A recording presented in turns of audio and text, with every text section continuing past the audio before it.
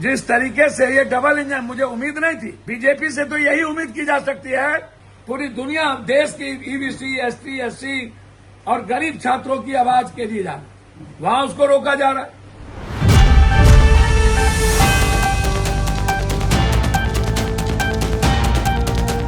नमस्कार, मैं सुरभि मानसी और आपने देखना शुरू कर दिया एकदम कड़क। तो अपनी हाल ही प्रेस वार्ता में राजनीतिज्ञ पप्पू यादव ने राहुल गांधी के समर्थन में कहा कि राहुल गांधी है 140 करोड़ देशवासियों की उम्मीद।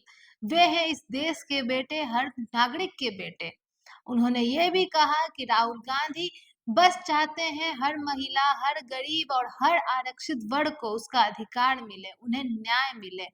वे उनके हित के रक्षक हैं और सरकार उन्हें दबाना चाहती है, उन्हें रोकना चाहती है। उन्हें डर है कि उनकी सत्ता खो जाएगी, लेकिन राहुल गांधी को सत्ता का लोभ नहीं है। वे केवल समाज कल्याण के लिए कार्य करना चाहते हैं।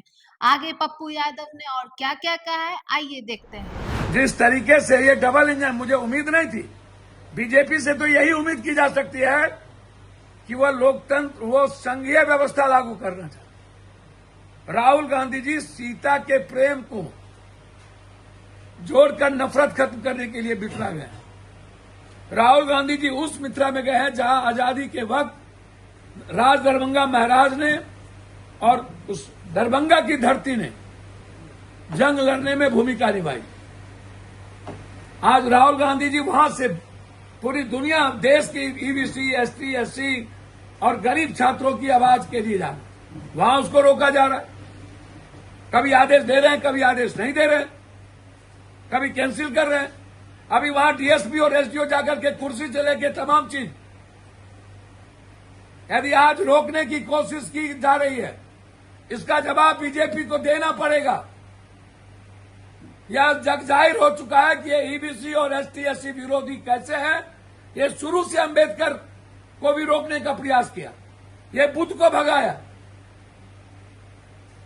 ये हमेशा मनुस्मृति के साथ खड़े रहे, हमेशा आरक्षण के खिलाफ रहे। और आज जब आरक्षण बचाने और दलितों की बात करने राहुल गांधी जा रहे हैं, तो फिर वही राहुल गांधी को दबाने की कोशिश। राहुल गांधी जी मरना पसंद करेंगे, उन्हें सत्ता का लोभ नहीं है। वो सत्ता के लिए गद्दार नहीं है इन लोगों की तरह। इसीलिए वक्त बताएगा और बिहार की जनता बताएगी। राहुल गांधी जी जो इस देश के 140 करोड़ लोगों को एक आवाज है, उम्मीद है, एक सपना है,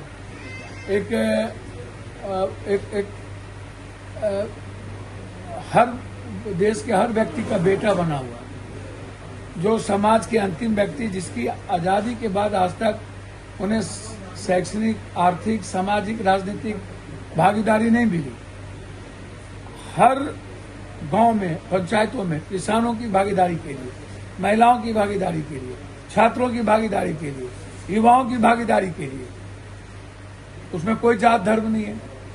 लेकिन जब समाज के बराबरी के हिस्से की बात आती है, तो राहुल गांधी का स्पष्ट कहना है कि जो एसटी, एससी के लोग हैं 27-28%, ईबीसी के लोग हैं, उन्हें हमें मुख्य धारा में उन्हें न्याय मिलनी चाहिए और लाना है।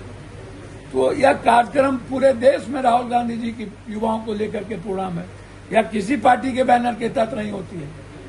ये सामाजिक चेंजिंग कैसे होगी, इसको लेकर के है कि मंडल कमीशन के बाद किसको बेनिफिट मिला, किसको नहीं मिला, किसको आजादी के बाद राजनीतिक, सामाजिक, शैक्षणिक, आर्थिक हिस्सेदारी मिली।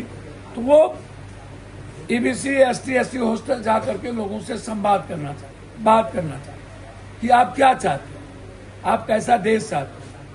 वो हर व्यक्ति की खुशियों को ढूंढ रहे। किस बात का डर है भाई? क्या लगता है आपको राहुल गांधी आतंकवादी है कि आप उसको इस तरह का व्यवहार कर रहे हैं? राहुल गांधी देश विरोधी है, वो सिस्टम और अत्याचारियों के खिलाफ बागी है, वो विद्रोही हैं, वो राष्ट्रवाद को दुनिया में आत्मसम्मान और आत्मस्वाभिमान को के रूप में देखना चाहते हैं। वो भारत को, जो दुनिया जिस पर गर्व करता था, उस भारत को देखना चाहते हैं, महानतम भारत। हर बात में राहुल गांधी जी से डर। जैसा कि आपने देखा ही कि पप्पू यादव ने कहा और भाजपा राहुल गांधी के रास्ते की रुकावट बन रही है। वो नहीं चाहते हैं कि राहुल गांधी के जो इरादे हैं नेक वो पूरे हों, वे आरक्षित वर्ग के लिए काम कर पाए, क्योंकि भाजपा जो है आरक्षण के खिलाफ है, उनके विरुद्ध है। तो आपकी इस बात पर क्या राय है, हमसे साझा करें और कमेंट बॉक्स में अपनी राय को हमें बताएं। तब तक के लिए बने रहे हमारे साथ एकदम कड़क के साथ। धन्यवाद।